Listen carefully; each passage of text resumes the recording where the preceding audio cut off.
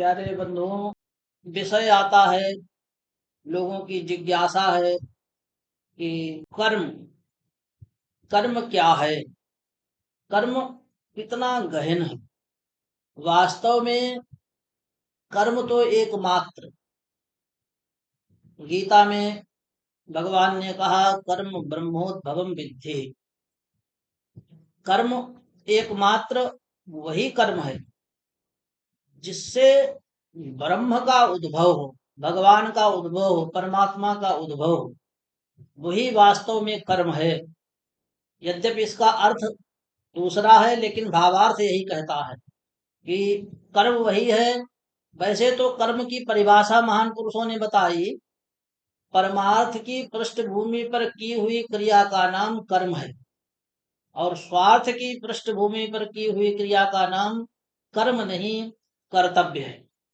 क्योंकि कर्म जब जब होता है तब तब परमार्थ की पृष्ठभूमि पर की हुई क्रिया का नाम ही कर्म होता है। जैसे प्रायः आप लोगों ने देखा होगा, ट्राली में लिखा होता है कर्म ही पूजा है। बहुत जगह ऐसा ये शब्द आपको मिलेगा, ये वाक्य कि कर्म ही पूजा है। लेकिन कर्म पूजा कब बना?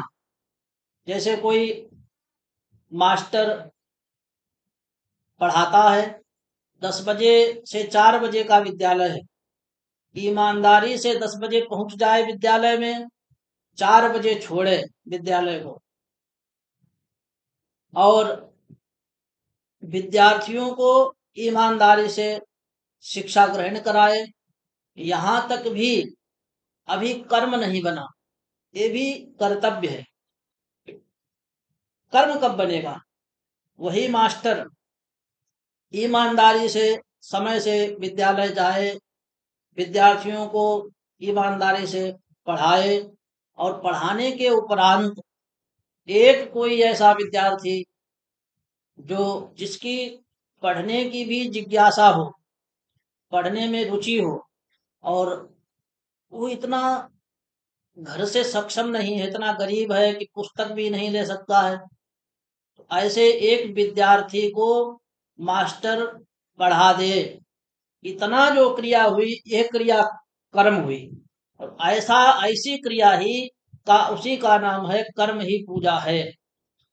अब वो कर्म हमारे जो पूर्व जन्म के कर्म हैं, वो संचित, क्रियमाण और प्रारब्ध, तीन तीन प्रकार के जो है कर्म हैं।